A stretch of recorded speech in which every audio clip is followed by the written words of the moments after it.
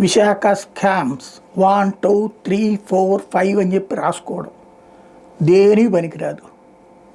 చంద్రబాబు గారి హయాంలో అయ్యన్న పాత్రుడు గంటా శ్రీనివాసరావు మీద ఆరోపణలు చేశారు.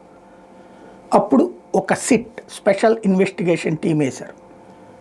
స్పెషల్ ఇన్వెస్టిగేషన్ టీం అంటే ప్రత్యేకంగా దర్యాప్తు చేస్తుంది అనుకుంటే సిట్ అంటే ఇంగ్లీష్లో ఉన్నటువంటి సిట్ అనుకుని కూర్చుంది. అది ఏం జరగల. కానీ వాళ్ళలో ఉన్నటువంటి ఇంటలెక్చువల్ థింకింగ్తో కొంత రిపోర్ట్ ఇచ్చారు. దాన్ని తప్పుబట్టినటువంటి వైఎస్ఆర్ కాంగ్రెస్ పార్టీ మేము అధికారంలోకి వస్తే సిట్ వేస్తామంది. ఈ రిపోర్టును పెట్టకపోగా వీళ్ళు ఇంకొక సిట్ వేశారు. పోనీ ఆ సిట్ ఏమన్నా రిపోర్ట్ ఇచ్చిందా? ఇచ్చింది ప్రభుత్వానికి. ఆ నివేదిక బయటపెట్టల. తెలుగుదేశం హయాంలో వేసిన సిట్ నివేదిక బయటికి రాల, వైసీపీ హయాంలో వేసిన సిట్ నివేదిక బయటికి రాల.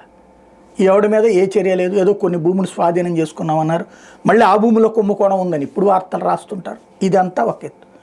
ఇప్పుడంట 20 సంవత్సరాల క్రితం జరిగినటువంటి దాని మీద ఇన్వెస్టిగేషన్ చేస్తున్నారట. 800 కోట్ల రూపాయల భూమాయ జరిగిందట 20 ఏళ్ల కిందటంట.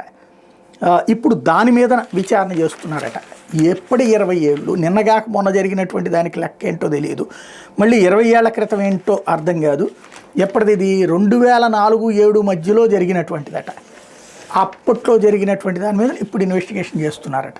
కాబట్టి అసలు ఈ పేపర్లలో వార్తలకి పరిమితమా? వాస్తవాలు ఎవడన్నా సమాధానం స్పష్టంగా చెప్పేవాళ్ళు ఉన్నారా? కనీసం ఏ పత్రిక అయినా తెలుసుకుని రాసేటటువంటి ఓపిక ఉందా? చూడాలి.